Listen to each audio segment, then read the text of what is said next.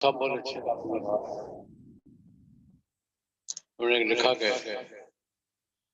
Governor کے ذکر ہو رہا ہے، عام آدمی قبرستان جاتا ہے نا تو کیا کرتا ہے؟ السلام علیکم یا اہل القبور انتم لنا سلفون ونحن لکم تابعون، مصنون دعا ہے، سلام پڑھتا ہے، دعا کرتا ہے۔ جب وی آئی پی جاتا ہے نا قبرستان میں وہ کیا کہتا ہے؟ وعلیکم السلام، لیٹے رہے لیٹے رہے، وعلیکم السلام وعلیکم السلام، لیٹے رہے لیٹے رہے، وی آئی پی ہوتا ہے۔ بسم اللہ الرحمن الرحیم، اللهم صل على سيدنا محمد النبي الأمي وآله وأصحابه وبارك وسلم۔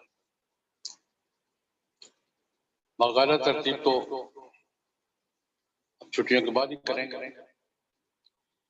خاندانی نظام کے حوالے سے کچھ بات آپ سے کی تھی، آج آپ سے ایک اصولی سی بات خلافت کے حوالے سے کریں، باقی احکام کی ترتیب بار ذکر وہ اب چھٹیوں کے بعد ماشاءاللہ۔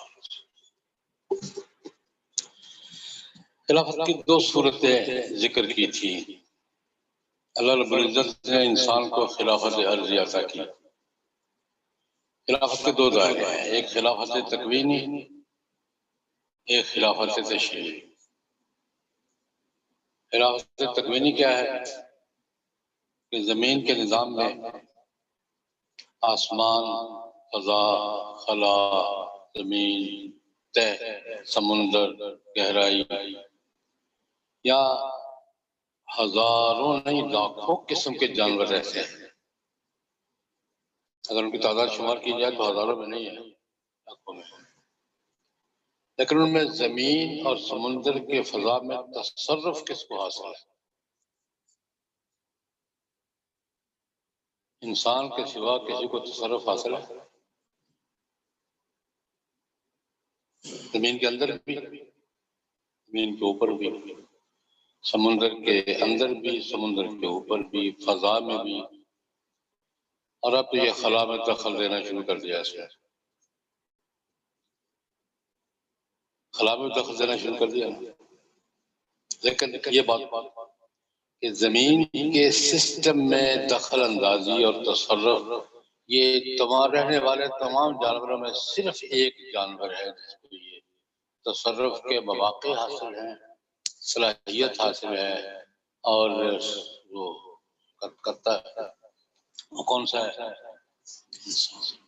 ہے تو جانور ہی، جس طرح مرضی اوپر لے جائیں ہے تو منطقی بھی کیا کہتے ہیں، انسان کی تعریف کیا ہے؟ حیوان، بولنے والا جانور، بولنے والا جانور۔ یہ خلافت تکوینی ہے، قرآن کریم نے اس کا ذکر کیا ہے۔ وَلَقَدْ كَرَّمْنَا بَنِي آدَمَ وَحَمَلْنَاهُمْ فِي الْبَرِّ وَالْبَحْرِ وَرَزَقْنَاهُمْ مِنَ الطَّيِّبَاتِ وَفَضَّلْنَاهُمْ عَلَى كَثِيرٍ مِّمَّنْ خَلَقْنَا تَفْضِيلًا۔ یہ خلافت تکوینی ہے۔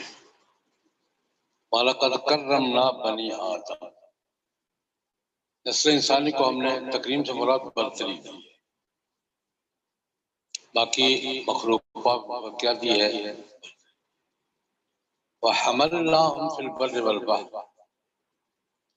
سمندر خشکی پر اس کو سوار کر دیا ہے، سوار کا جتنا مرضی، سوا حملناہم کے معنی میں جتنا مرضی عموم پیدا کر رہے ہیں سما جائے گا، اڑتا بھی ہے، چلتا بھی ہے، ڈوبتا بھی ہے، گہرائی بھی جاتا ہے، زمین کے اندر بھی جاتا ہے، اوپر بھی رہتا ہے، تصرف بھی کرتا ہے، سب کچھ۔ حملناہم فی البر والبحر، یہ انسان کو حاصل ہے، یہ انسان کی تکریم اور امتیاز ہے۔ حملناہم فی البر والبحر، ایک امتیاز اس کا اور ہے، ورزقناہم من الطیبات، بڑے عمدہ عمدہ کھانے کھاتا ہے۔ گوشت انسان بھی کھاتا ہے، شیر بھی کھاتا ہے، لیکن شیر کو کچا گوشت کھانے کے سوا بھنا ہوا بھی مل جاتا ہے، اور انسان گوشت سے کتنی ڈشیں بناتا ہے. کبھی گیدڑ کو توفیق ہوئی ہے ایک گوشت سے سینکڑوں ڈشیں کون بڑھاتا ہے؟ گوشت کو گرم تازہ گوشت چاہیے خلاص. رزقناہم من الطیبات. صرف انسان ہے. ہر 5-7 سال کے بعد نئی ڈش نکالی ہوتی ہے اس میں. پیزے کی کتنی قسمیں ہیں. چڑیا کو گندم کا دانہ چاہیے بس خلاص. مکئی کا دانہ چاہیے وہ ٹکڑے ٹکڑے کر کے کھا جائے. کبھی چڑیا نے دانے بونے ہو ابالے اور کبھی اس نے بسکٹ بنایا ہو کیک رس بنائے ہو. ایک گندم کے دانے سے انسان کیا کچھ بنا کیا کچھ نہیں بناتا. صرف گندم کے دانے سے بنی ہوئی چیزیں آپ شمار کر رہے ہیں سینکڑوں میں. اچھا انسان کو جانوروں کو سونے کی زمین کافی ہے. انسان سونے کی قسمیں کتنی ہیں. سونے کی سہولتوں کے دائرے کیا ہے. اس کو جھونپڑی میں بھی گزارا کر لیتا ہے لیکن اس کو وائٹ ہاؤس بھی چاہیے محلات بھی چاہیے. میں نے 2-3 مثالیں دی گلنا شروع کر تو لمبا قصہ ہو جائے. یہ ہے رزقناہم من الطیبات. 3 تو اللہ نے ذکر کیے. انسان کا امتیاز بخشا ہے. خشکی تری پر سوار کیا اس کو اور بڑے مزے کے کھانے اس کو کھلائے ہیں یا بنانے کے واقع فراہم کیے ہیں. اور یہ باقی بات جمالی فضلناہم علی کثیر ممن خلقنا تفضیلا. اگر ہم فضل اللہ کا امتیاز دیا ہے انسان کو اپنی بہت سی مخلوقات پر تو بعض زیادہ ثواب تو ہوگا ہی. ہم فضیلت کی ہر بات ثواب پہ ہی لے رہے ہیں وہ ٹھیک ہے لیکن یہاں فضل اللہ کا معنی ہم نے انسان کو بہت سی مخلوقات پر بہت سے معاملات میں امتیاز بخشا. ہم نے انسان کو اپنی اکثر مخلوقات پر بہت سے معاملات میں کیا بخشا ہے امتیاز. اگر آپ صرف اس کو موضوع بنا لیں کہ انسان کا باقی جانوروں پر امتیاز کیا ہے پی ایچ ڈی کے 3-4 مقالے چاہیے. اس سے کم میں گزارا نہیں ہوا. انسان کے باقی جانداروں پر امتیازات کیا ہے صرف اس نقطے پر 3-4 مقالے کم از کم پی ایچ ڈی کے درکار ہے. اس سے کم میں بات سمجھ میں نہیں ہے. یہ خلافت کون سی ہے؟ تکمیل. انی جاعل فی الارض خلیفہ. یہ خلافت تشریعی ہے. اس کا ذکر بھی قرآن پاک میں ہے. یا داؤد انا جعلناک خلیفۃ فی الارض فاحکم بین الناس بالحق. یہ حکومت والی خلافت. فاحکم بین الناس بالحق ولا تتبع الہوی. یہ خلافت کون سی ہے؟ حکومت. خلافت تشریعی. وہ جو اللہ رب العزت نے زمین پہ اتارتے ہی اصولی بات کہی تھی کہ زمین پہ ہدایات میری طرف سے آئے گی. اما یأتینکم منی ھدی فمن تبع ھدایا فلا خوف علیہم ولا هم یحزنون والذین کفروا وکذبوا بآیاتنا اولئک اصحاب النار هم فیہا خالدون. یہ جو اللہ کی ہدایات کا نفاذ تطبیق، اطلاق، یہ بھی انسان ہی کے لیے۔ اپنے اوپر اللہ کے احکام تم نہیں نافذ کرتے۔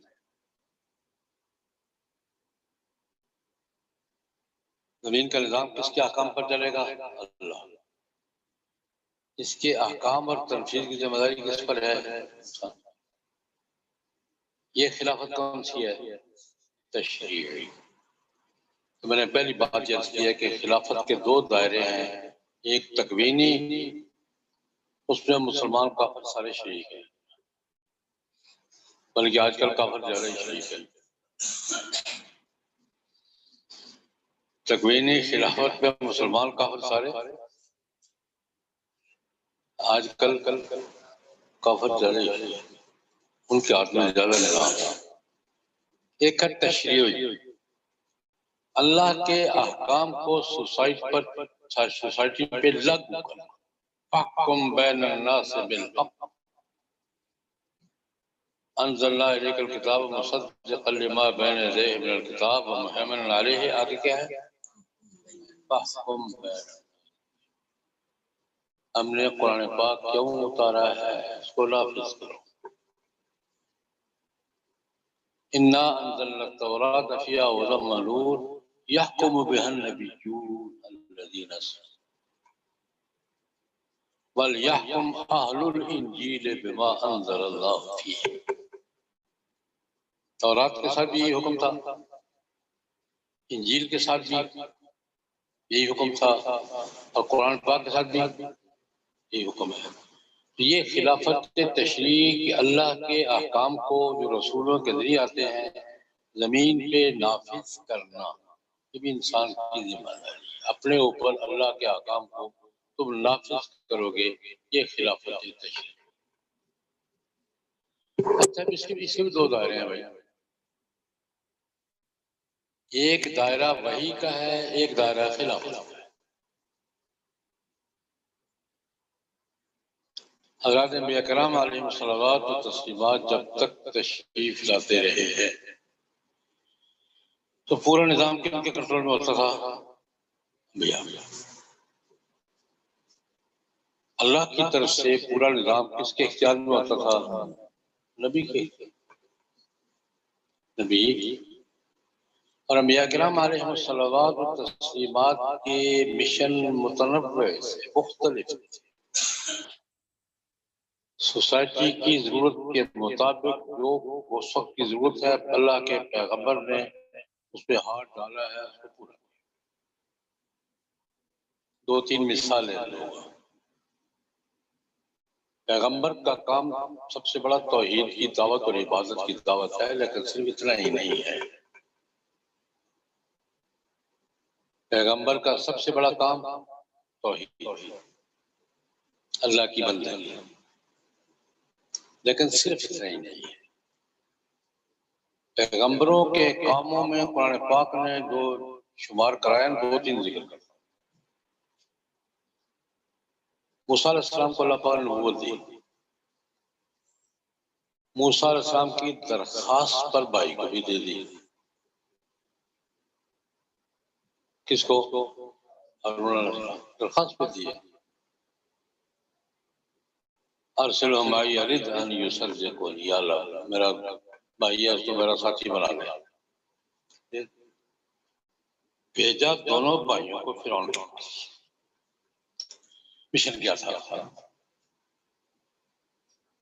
موسیٰ علیہ السلام کا اور پھر ہارون علیہ السلام کا فرعون کے پاس آنے کا ایجنڈا کیا تھا؟ اللہ پاک جاؤ اس سے نرمی سے بات کرنا، لیکن کہنا کیا ہے؟ ان ارسل معنا بنی اسرائیل ولا تعذبهم، ہماری قوم کو آزاد کرو، ہم اپنے ساتھ لے کر جائیں گے، ہم قوم کی آزادی کے لیے آئے ہیں۔ اس کا سادہ ترجمہ کیا ہے؟ ہم دونوں بھائی کیوں آئے ہیں؟ ان ارسل معنا بنی اسرائیل ولا تعذبهم فجئنا بآیۃ، ہم قوم کو آزاد کرانے آئے ہیں۔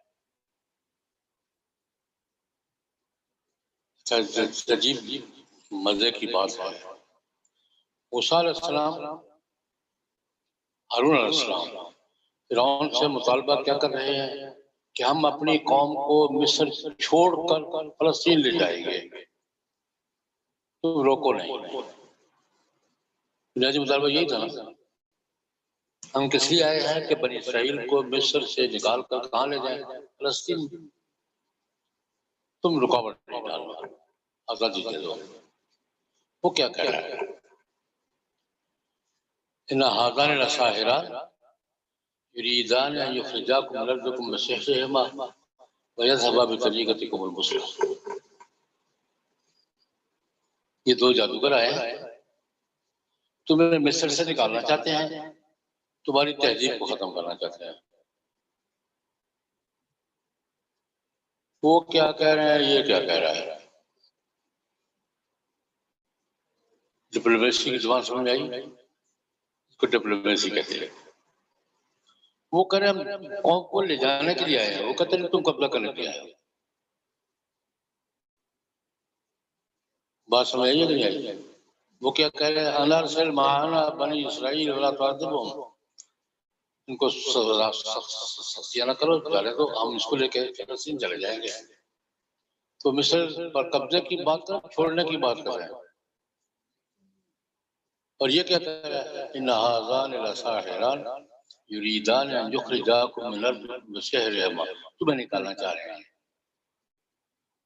ویذھبا بطریقتکم المثلی، طریقتکم المثلی، طریقہ راستہ، مثلی امثل، تمہاری آئیڈیل تہذیب کو ختم کرنے آئے ہیں۔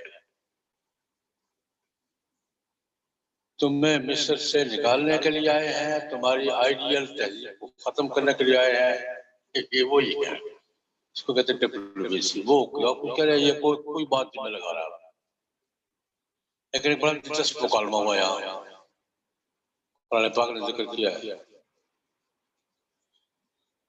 کہ موسیٰ علیہ السلام نے کہا کہ میں آیا ہوں فرعون، اب بنی اسرائیل کی آزادی کے لیے، پیچھے چھوڑو ہم جا رہے ہیں۔ تو اس نے موسیٰ علیہ السلام کو کچھ باتیں یاد دلائی، بڑا خوبصورت مکالمہ ہے۔ الم نربک فینا ولیدا، یار تمہیں پالا ہم نے نہیں تھا، بچے تھے تم۔ الم نربک فینا ولیدا، بچے تھے تم، پالا کس نے؟ ہم۔ اور لبثت فینا من عمرک سنین، کتنے سال عمر کے ہمارے گھر میں گزارے ہیں۔ اور فالتا کرتی فالتا، جاتے جاتے بدلہ بھی مار گئے تھے، یاد ہے؟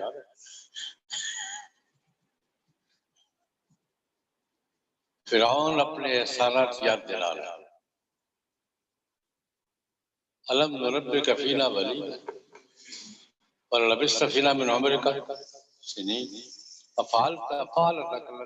جو کاروائی کر کے گئے تھے، دہشت گردی کر کے گئے تھے، وہ پتہ یاد ہے؟ اللہ مار کے چلے گئے تھے۔ یہ کون الزام لگا رہا ہے؟ موسیٰ علیہ السلام کیا مزے کا جواب دیتے ہیں، یا چھوڑو یار، تلک نعمت تمنھا علی ان عبدت بنی اسرائیل، کیا احسان یاد دلا رہے ہیں؟ سب سے بڑا احسان یہی ہے نا، میری قوم کو غلام بنا رکھا ہے۔ تلک نعمت تمنھا علی ان عبدت بنی اسرائیل، یہی تمہارا سب سے بڑا احسان ہے کہ میری قوم کو تم نے کیا کیا ہے، غلام بنا رکھا ہے۔ یہ میں بات کہہ رہا ہوں کہ موسیٰ علیہ السلام اور ہارون علیہ السلام کا سب سے بڑا مشن قوم کی آزادی ہے، توحید بھی ہے، عبادت بھی، سب کچھ ہے، لیکن اس کے ساتھ بڑا مشن کا ٹارگٹ کیا ہے؟ قوم کی آزادی۔ اور آزادی دلائی کہ نہیں دلائی؟ آزادی کا جشن بھی منایا۔ بخاری کی روایت ہے، حضور مدینہ منورہ سے تشریف لائے تو یہودی عاشورہ کا روزہ رکھتے تھے۔ اچھا کیوں رکھتے ہو؟ یہ ہمارا یوم آزادی ہے۔ اس دن اللہ پاک نے فرعون کو غرق کیا تھا، ہمیں ظلم سے نجات دیا، اور یوم نجات ہے، ہمارا یوم آزادی ہے۔ تو حضور نے کیا جملہ کہا تھا یاد ہے؟ نحن احق بموسیٰ منکم، موسیٰ کے ساتھ ہمارا تعلق زیادہ ہے، ہم بھی روزہ رکھیں گے یار. تو یہ ایک پیغمبر کے مشن میں قوم کی آزادی بھی شامل ہے. اچھا ایک اور پیغمبر کو دیکھ لیں. میں یہ بات آپ کے ذہن میں ڈالنا چاہتا ہوں کہ پیغمبر صرف 2-3 کاموں کے لیے نہیں آتا. اللہ کو مانو بھائی، توحید کا اقرار کرو، نماز پڑھو، صرف اس کام کے لیے نہیں آتا. پیغمبر کا پوری سوسائٹی اس کے دائرے میں ہوتی ہے. شعیب علیہ السلام کا دائرہ کیا تھا؟ یا قوم عبد اللہ ما لکم من الہ غیرہ، یہ تو سب کا مشترک ہے. وَلَا تَنْقُصُوا الْمِكْيَالَ وَالْمِيزَانَ أَوْفُوا الْكَيْلَ وَالْمِيزَانَ بِالْقِسْطِ لَا تَبْخَسُوا النَّاسَ أَشْيَاءَهُمْ وَلَا تَعْثُوا فِي الْأَرْضِ مُفْسِدِينَ. اپنا تجارت کا کام ٹھیک کرو بھائی. توحید اور عبادت کے بعد شعیب علیہ السلام کا اپنی قوم کے لیے سب سے بڑا پیغام کیا تھا؟ تجارت ٹھیک کرو. اوفوا الکیل والمیزان بالقسط، آپ کو ٹھیک کرو. ولا تبخسوا الناس اشیاءهم، چیزیں خراب نہیں کرو، 2 نمبر مال نہیں بیچو. ترازو میں ڈنڈی نہیں مارو، 2 نمبر مال نہیں بیچو. یہ کون کہہ رہا ہے؟ دو خلاصے میں 2 باتیں. ماپ تول میں کمی نہیں کر، ڈنڈی نہیں مارو. ولا تبخسوا الناس اشیاءهم، چیزوں کا معیار خراب نہ کرو. کیا نمبر کا سادہ ترجمہ کیا ہے؟ 2 نمبر مال نہیں بیچو. اس پر ان کا مکالمہ ہو، مکالمہ وہ بھی سن لیں قوم کیا کہتی ہے. یہ بات ذہن میں رکھ کر کہ شعیب علیہ السلام نے قوم کے معاشی نظام کو، تجارت کو ٹارگٹ کیا ہے. یہ گڑبڑ کرتے ہو، یہ گڑبڑ کرتے ہو، ٹھیک ہو جاؤ. قوم کیا کہتی ہے؟ یا شعیب مان نفقہ کثیر مما تقول، ہماری باتیں ہمیں سمجھ نہیں آ رہی، کیا کہہ رہے ہو؟ یہ مولویوں کا کام تو نہیں ہے. مان نفقہ کثیر مما تقول، ہماری اکثر باتیں ہمیں سمجھ نہیں. انا لنراک فینا ضعیفا، تم کمزور طبقے سے تعلق رکھتے ہو، کمی لوگ ہو، کیا پتہ کرتے ہو. لولا رہتک لرجمناک، تیرے ساتھ 4 آدمی ہے جس کی وجہ سے ورنہ ہم تمہیں مار پتھر مار کے مار دیں تمہیں. مان تارے نبی عزیز، تم ہم پہ غلبہ نہیں پا سکتے. یہ دھمکیاں کس بات پہ ہو رہی ہیں؟ اوفوا الکیل والمیزان بالقسط ما نفقہ کثیرا مما تقول. شعیب تیری باتیں سمجھ نہیں آ رہی، کیا باتیں کر رہے ہو. اور اگلی بات، الصلاۃ کا تأمرک ان نترک ما یعبد آباؤنا وان نفعل فی اموال اللہ ما نشاء، یہ جو ہمیں بار بار کہتے ہو کہ اپنے معبودوں کو چھوڑ دو، اللہ کے سامنے جھکو. او ان نفعل فی اموالنا ما نشاء، تم ہمیں روکتے ہو کہ ہم اپنے مالوں میں اپنی مرضی سے تصرف کر سکے. تیری نمازیں تمہیں سکھاتی ہیں. الصلاۃ کا تأمرک، نمازیں پڑھ دو، نمازیں تمہیں سکھاتی ہے. تمہیں کہتے ہو کہ اپنے معبودوں کو چھوڑ دو، اور کیا کہتے ہو؟ ان نفعل فی اموال اللہ ما نشاء، میرا مال میری مرضی. بھائی اس بات سے تمہاری نمازیں روکتی ہیں ہمیں، کیوں؟ کیا باتیں کرتے ہو؟ یہ مکالمہ ذہن میں ہے؟ یہ کس کا مکالمہ ہے؟ شعیب علیہ السلام کا اور قوم کا. ان نفعل فی اموالنا ما نشاء، ہماری مرضی ہے بھی، ہماری ملت ہے، جو مرضی کریں. یہ اس کو کہتے ہیں فری اکانومی. آج کی دنیا کے پورے عالمی معیشت کے نظام کی بنیاد فری اکانومی پر ہے. حلال حرام کوئی شے نہیں. مارکیٹ خود طے کرے گی کون سی چیز منگوانی ہے، کون سی نہیں منگوانی. اس کا نام فری اکانومی ہے. یہ جملہ سب سے پہلے کس نے بولا تھا؟ ان نفعل فی اموالنا ما نشاء. ہمیں باہر سے ڈکٹیٹ کرنے آ گئے یہ حلال ہے، یہ حرام نہیں مان سکتے. آج بھی یہی جھگڑا ہے، آج بھی عالمی معیشت کا یہی جھگڑا ہے. اور یہ اکانومی خود طے کرے گی کہ کون سی چیز کرنی ہے کون سی نہیں. یہ باہر سے مولوی لوگ کیا کرتے ہیں، یہ حلال ہے یہ حرام ہے یہ جائز ہے. خیر میں نے دوسرے پیغمبر کا ذکر کیا کہ ان کا دائرہ کار کیا ٹارگٹ کیا تھا، نظام معیشت. ایک تیسرے پیغمبر کا بھی سن لیں قرآن پاک سے. لوط علیہ السلام کا فوکس کیا تھا؟ ایک تو وہی تھا یا قوم اعبدوا اللہ ما لکم من الہ غیرہ، سب کا مشترک ہے. لیکن اس کے بعد ان کا معاشرے میں سوسائٹی میں ان کا ٹارگٹ کیا تھا؟ اَإِنَّكُمْ لَتَأْتُونَ الرِّجَالَ شَهْوَةً مِّن دُونِ النِّسَاءِ بَلْ أَنتُمْ قَوْمٌ تَجْهَلُونَ. بڑے جاہل ہو یار، ہم جنس پرستی کرتے ہو. کیا ٹارگٹ تھا ان کا؟ ہم جنس پرستی کرتے ہو، بڑے جاہل لوگ ہو یار. بَلْ أَنتُمْ قَوْمٌ مُسْرِفُونَ بَلْ أَنتُمْ قَوْمٌ تَجْهَلُونَ. یہ جہالت کی باتیں ہیں، کیا کر رہے ہو چھوڑو اس کو. تو لوط علیہ السلام کا ٹارگٹ کیا تھا؟ خاندانی نظام. خاندانی نظام کی اصلاح. اور وہ کہاں تک بگڑ چکے تھے؟ اللہ پر بیٹیاں دی ہیں اللہ ما لنا فی بلادک من حق انک لتعلم ما نرید. ہمارے باہر کو جانتے ہو تو ہم کیا چاہتے ہیں، لڑکے ہمارے والے کرو. یہ سارا مکالمہ ذہن میں آ گیا. اللہ کے پیغمبر ہیں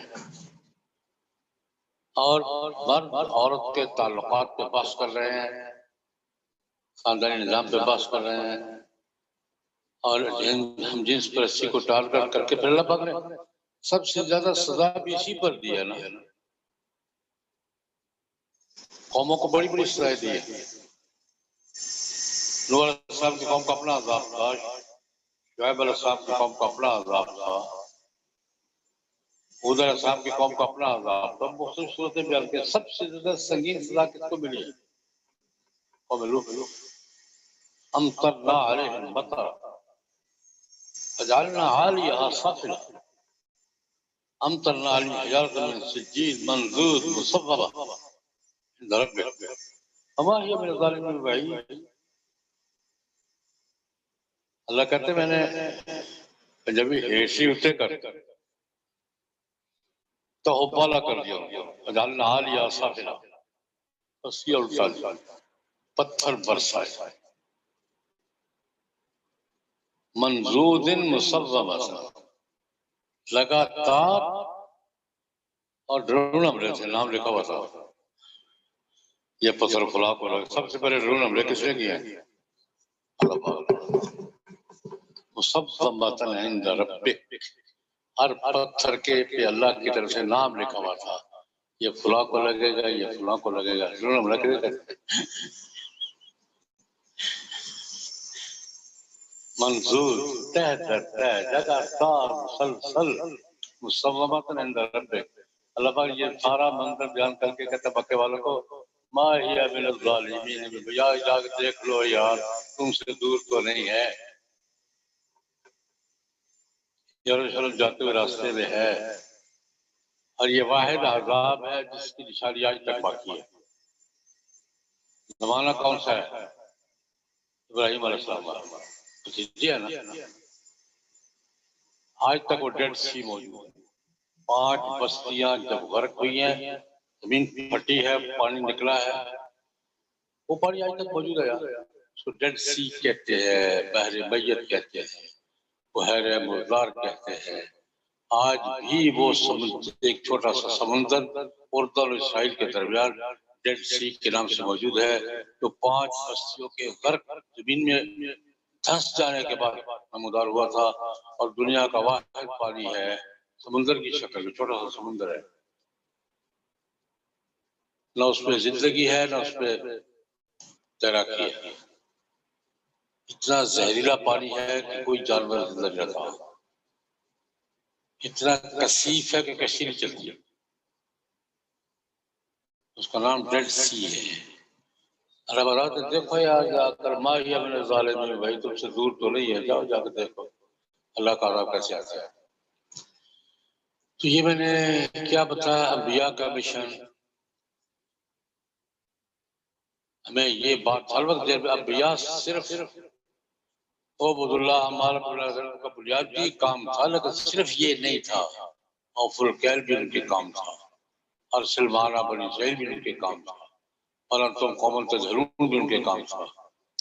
اتبنون بکل ریع آیۃ تعبثون وتتخذون مصانع لعلکم تخلدون. یہ کس پیغمبر کا جملہ ہے بتا دیں گے آپ؟ خود ایسا انہوں نے کیا قوم کی عیاشی کو ٹارگٹ کیا. اتبنون بکل ریع آیۃ تعبثون وتتخذون مصانع لعلکم تخلدون وَإِذَا بَطَشْتُمْ بَطَشْتُمْ جَبَّارِينَ فَاتَّقُوا اللَّهَ. اللہ سے ڈرو ہے، کیا کر رہے ہو؟ یہ میں نے ایک دائرہ یہ بیان کیا ہے کہ حضرت اللہ کے احکام کی تعمیل، معاشرے کی اصلاح اور معاشرے پہ اللہ کے احکام کا نفاذ، یہ کس کی ذمہ داری تھی؟ انبیاء. اب تیسرا اور آخری دائرہ بیان کروں گا آج. جناب نبی کریم صلی اللہ علیہ وسلم نے یہ خلافت شرعی کا جو نظام ہے اس کو حضور نے 2 جملوں میں بیان کیا ہے. خلافت شرعی کیا ہے؟ سوسائٹی پر اللہ کے احکام کا نفاذ اور اللہ کی نافرمانی کا خاتمہ. اللہ کی نافرمانی کے خلاف جدوجہد اور اللہ کے احکام کا کیا نفاذ، یہ خلافت شرعی ہے. بخاری شریف کی روایت سے جناب نبی کریم صلی اللہ علیہ وسلم نے ارشاد فرمایا، ہم سے پہلے دور کس کا تھا؟ بنی اسرائیل کا تھا. ہم سے پہلے جو پیریڈ تھا کس کا تھا؟ بنی اسرائیل کا. اس دور کے حوالے سے حضور نے فرمایا کانت بنو اسرائیل تسوسهم الانبیاء. بنی اسرائیل میں سیاسی قیادت، حکومت پیغمبر پر. بنی اسرائیل میں سیادت، قیادت، حکومت سب کس کے پاس تھی؟ نبی یا خود حاکم ہے یا حاکم مقرر کرتا ہے. اس دور کی بات ہے. قرآن پاک میں ذکر ہے جب جالوت نے قبضہ کر لیا تو قوم اکٹھی ہو کر کس کے پاس گئی؟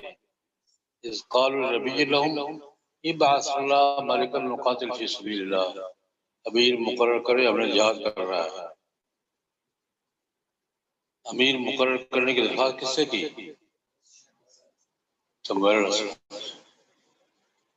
آپ نبی یا خود حاکم ہے یا حاکم مقرر کرتا ہے. ابعث اللہ ملکا نقاتل فی سبیل اللہ.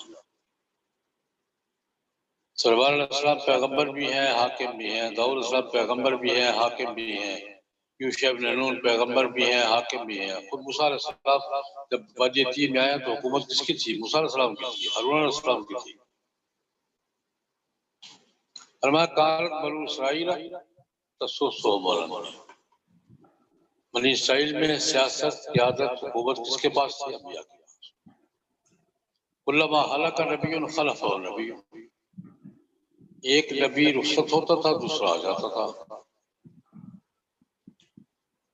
یہ دور وحی ہے. کلما ہلک نبی خلفہ نبی.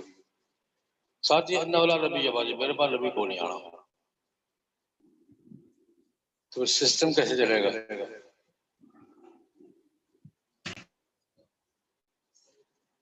سسٹم کیسے چلے گا؟ اب تک تو سسٹم چلا رہا ہے انبیاء کے ذریعے، اب نبی آنا کون نہیں؟ کیا بتا نہیں؟ انہ لا نبی وسیکون بعدی خلفاء. میرے بعد خلفاء آئیں گے. گویا پہلے جو نظام انبیاء کے ذریعے چل رہا تھا اب وہ کس کے ذریعے چلے گا؟ خلفاء کے ذریعے. کس کے ذریعے چلے گا؟ پہلے نبوت کا نظام کہلاتا تھا، اب وہ خلافت کا نظام کہلاتا ہے. پوچھا ماذا تأمر استغفر اللہ یا رسول اللہ. اب آپ ہمارے لیے کیا حکم ہے؟ خلافو بیعت الاول خلفا. خلافت سمجھ آئی ہے؟ انبیاء کی خلافت. ایک بات کیا کہ بات جب ایک مغالطہ ہمیں ہو جاتا ہے، خلافت کس کی؟ خلیفۃ المسلمین کس کا خلیفہ ہے؟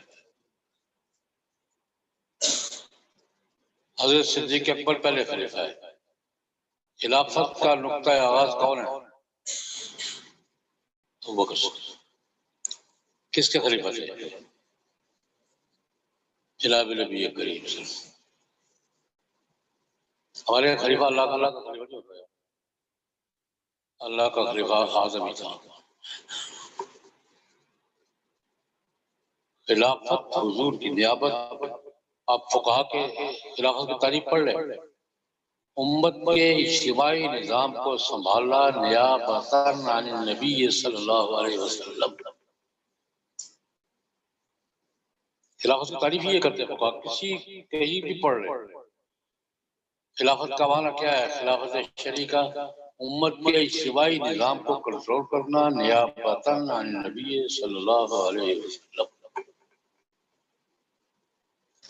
اور صدیق اکبر کا لقب کہتا خلیفۃ رسول اللہ. ایک شخص نے کہہ دیا، الاحکام السلطانیہ میں قاضی ابو یعلا نے لکھا ہے، یا خلیفۃ اللہ، ٹوک دیا، لست بخلیفۃ اللہ انا خلیفۃ رسول اللہ.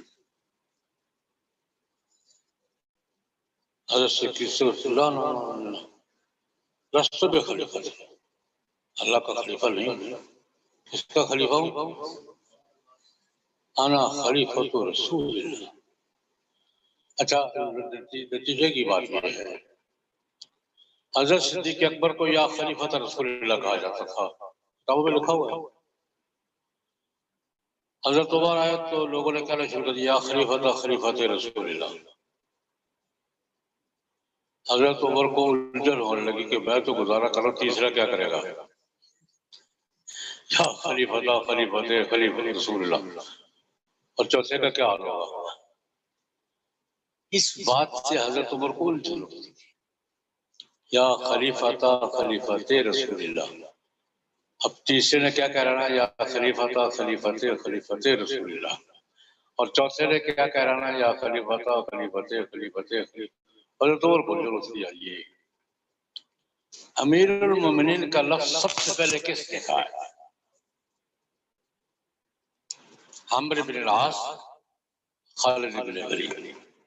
یہ مصر سے واپس آئے ہیں. ان دونوں میں سے کسی، عام طور پر عمرو بن العاص ٹھیک ہے وہ ہو، لیکن دونوں تھے مصر سے واپس آئے ہیں. السلام علیکم یا امیر المومنین. سب سے پہلے امیر المومنین کا لفظ ان میں سے کسی نے بولا ہے. اکٹھے ہی آئے تھے، سر پیش ہوئے. حضرت عمر چونکے.